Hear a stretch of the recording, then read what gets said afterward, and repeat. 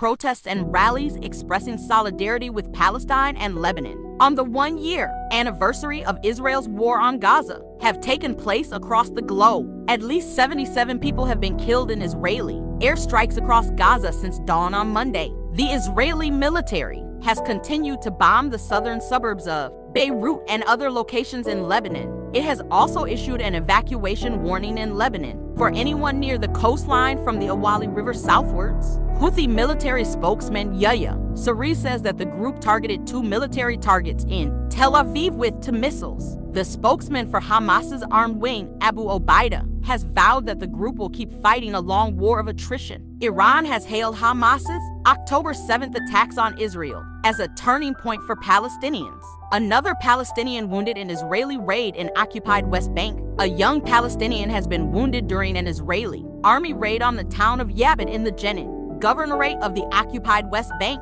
The Wafa news agency reported that Israeli forces attacked residents with live ammunition and stun grenades, shooting and injuring a young man in the hand. Earlier today, another 2 young Palestinian men were wounded, one seriously, by Israeli live fire during confrontations that broke out in the Aru refugee camp north of Hebron. In Kalkilia, another young man was shot and injured by Israeli forces. The United States has supplied Israel with at least $17.9 billion in military aid since its war on Gaza began on October 7th last year, according to a report for Brown University's Costs of War project. The report, released on the anniversary of the Hamas-led attacks on southern Israel, says expenditure includes $4 billion.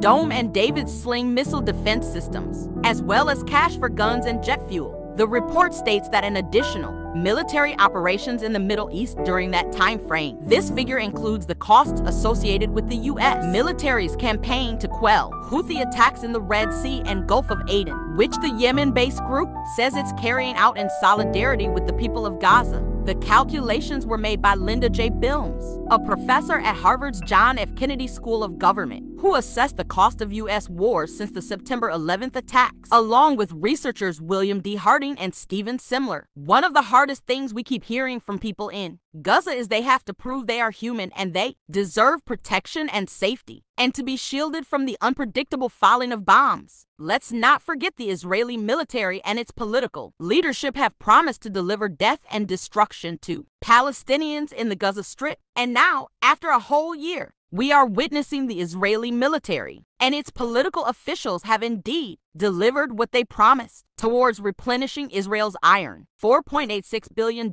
in funding was supplied to U.S.